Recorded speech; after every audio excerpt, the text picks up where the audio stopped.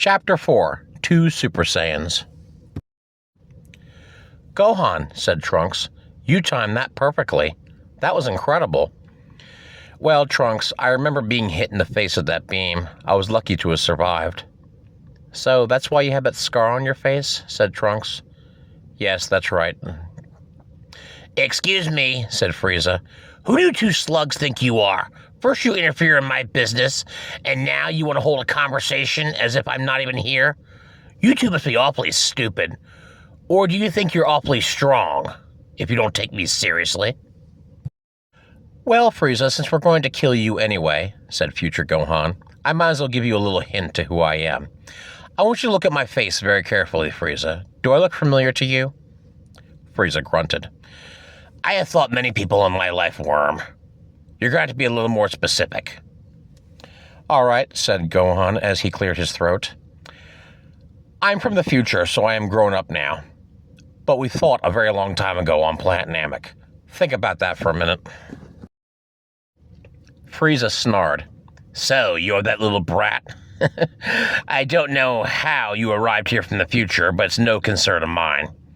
All the same, I'm going to kill you, which is something I should have done on planet Namek. Trunks smirked. If only he knew what he was getting into.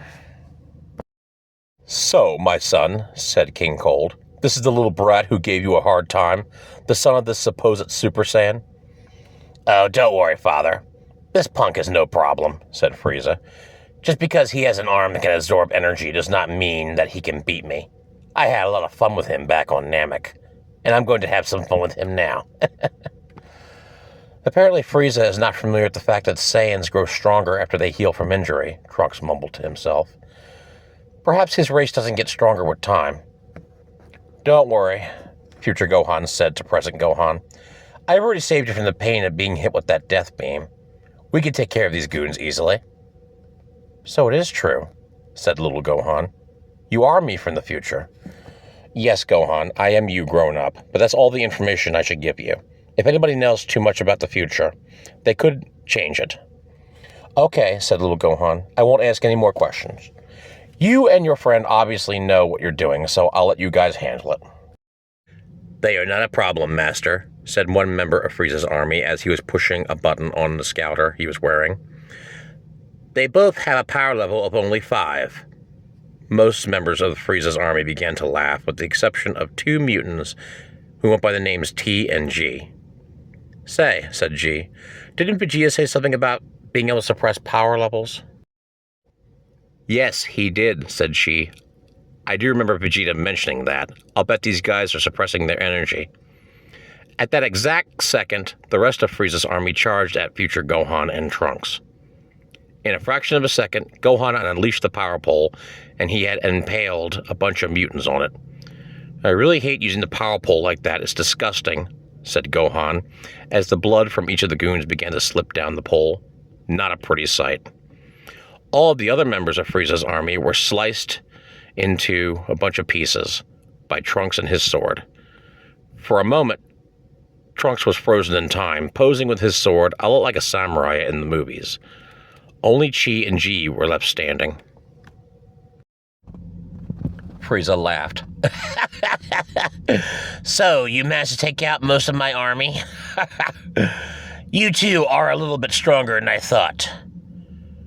But you are still no match for me. No monkey will ever defeat me.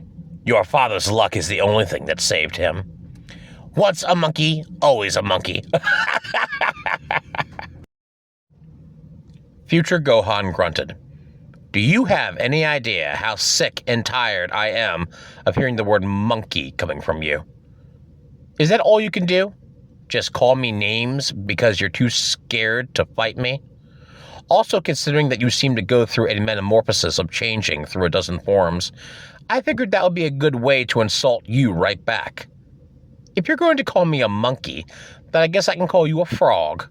The little tadpole has finally changed into a frog, left the pond. Gohan ended with a chuckle. Oh, Frieza laughed. That's very, very clever. Unlike your father, you do seem to have some level of intelligence. But not enough, since you are still here. So tell me, my son, said King Cold, exactly where is this Super Saiyan you are talking about? I will not believe it until I see it. Trunks smiled. Well, Gohan, shall we make a believer out of him? Gohan nodded. You bet. It's time to turn up the heat. Both Gohan and Trunks ducked down a little ways as they began to power up. They both began to scream wildly as craters formed around their bodies. Little Gohan backed up just as the other Z fighters watched on. What are they doing? Asked Krillin. They must be bluffing, said Vegeta. Kakarot, his boy, and myself are the only living Saiyans. Little Gohan heard Vegeta loud and clear and laughed. If my father can go Super Saiyan at some point, I'm pretty sure I could do it too. Both future Gohan and Trunks made one final scream together as their hair stood up a little ways and turned golden. Both of them were now covered with a golden aura of light. King Cold gasped. So, the legend was true after all. No, yelled Frieza. No, 2 Super Saiyans, never! Death Ball! Frieza held his hand above his head and created a dark ball of ki. You will both die right along with this planet! Frieza threw the ball right at future Gohan. Future Gohan held out his metallic hand and absorbed the death ball energy. Thanks for your ki, said Gohan. Now it is my turn. Future Gohan raised his hands above his head and yelled, Masensko! Ha!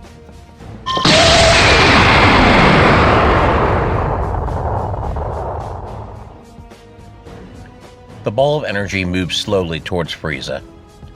Frieza jumped way up into the air to avoid the ball easily. You are too slow, brat. Frieza thought that he was out of danger, but it turns out he was wrong.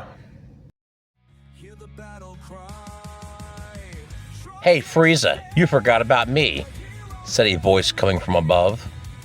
Frieza looked up, and the last thing he saw was a vision of Trunks waving his sword around in the air. The blade had sliced right through Frieza's body several times as the whole world seemed to split in two. In the fraction of a second, Trunks had put his sword away. Frieza's body had been cut in several pieces, but Trunks still wasn't done. He was going to finish the job right before Frieza's remains hit the ground. Trunks waved his hands back and forth for a minute, and then put his hands in front of him as he was ready to deliver the fatal blow. Burning attack! Trunks' burning attack had destroyed what was left of Frieza's body within seconds. Now the job was done.